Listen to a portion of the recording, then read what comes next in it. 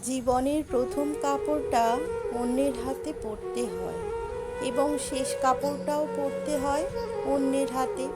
তাহলে এই পৃথিবীতে মানুষ কিসের এত অহংকার করে? জীবন মোমবাতি নয়, তবুও নিভে যায়। মনটা আয়না নয়, তবুও ভেঙে যায়। স্বপ্নগুলো পাখি নয়, তবুও উড়ে যায়। মানুষ আবহাওয়া নয়, তবুও সময়ের সাথে বদলে যায়। জীবনে দুই ধরনের মানুষের কাছ থেকে দূরে থাকো। এক, ব্যস্ত মানুষ। দুই, স্বার্থপর মানুষ। কারণ ব্যস্ত মানুষগুলো তার ইচ্ছে মতো তোমার সাথে কথা বলবে, আর স্বার্থপর মানুষগুলো তার দরকারে তোমার সাথে কথা বলবে। যখন ভালোবাসা তোমার কাছে অজানা, তখন তুমি বুঝবে না সুখ কী। যখন তুমি কাউকে ভালোবাসবে, তখন বুঝবে ব্যথা কী। যখন তুমি ভালোবাসা হারিয়ে ফেলবে, তখন তুমি বুঝবে জীবন কী। জীবনের খারাপ সময়গুলো অনেক কিছু শেখায়। একা থাকতে শেখায়, সাহসী হতে শেখায়, ধৈর্যশীল হতে শেখায়, জীবনের মানে বুঝতে শেখায়, পরিস্থিতি মানিয়ে নিতে শেখায়, শক্তিশালী হতে শেখায়, মানুষ চিনতে শেখায়। সম্পর্ক যদি ভাবনার সাথে মিশে যায়, তাহলে তা ভাঙা মুশকিল। আর সম্পর্ক যদি স্বার্থের সাথে মিশে যায়, তাহলে তা টিকিয়ে রাখা মুশকিল। আমার পিছনে সবাই নিন্দা করে, সেটা বড় কথা নয়। বড় কথা হলো নিন্দা করতে গেলেও তাদেরকে সেই আমার পিছনেই থাকতে হয়।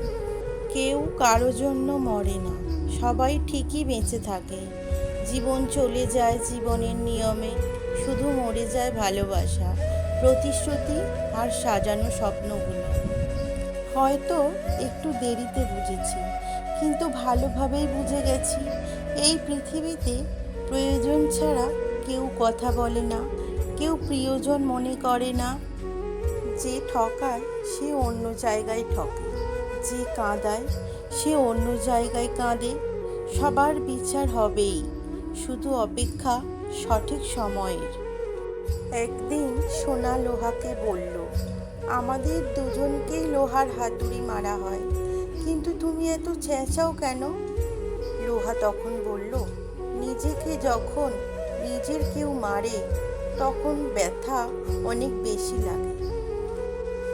ভালোবাসা বোঝানোর জন্য হাজার হাজার কথা খরচ করার কোনো প্রয়োজন নেই। কারণ যে বোঝার সে চোখ দেখেই বুঝবে, আর যে না বোঝার তার জন্য জীবন দিলেও বুঝবে না। সম্পর্কটা ততক্ষণ পর্যন্ত সুন্দর থাকে, যতক্ষণ পর্যন্ত একজনের কথা অপরজনের কাছে কোনো কিছু গোপন থাকে না। সম্পর্কটা তখনই একটু একটু করে দূরত্ব সৃষ্টি হয়ে যায়, যখন একজন অন্যজনের কাছে কথা গোপন করতে শুরু করে। যা বদলাতে পারবে সেটা বদলান, যা বদলাতে পারবেন না সেটা মেনে নিন, আর যা মেনে নিতে পারবেন না সেটা থেকে নিজেকে দূরে রাখুন। আত্মসম্মান এর থেকে বড় আর কিছু নেই। কেউ তোমাকে একবারের জন্য ছোট করলেও তাকে চিনে রাখো এবং তার থেকে দূরে থাকো। কারণ প্রশ্রয় পেলে সে একই কাজ বারবার করবে। কথায় আছে, পৃথিবীটা নাকি বিশ্বাসে চলে। যদি এমনটাই হতো, তাহলে কোনো দরজায় তালা দেবার প্রয়োজন না পড়তো।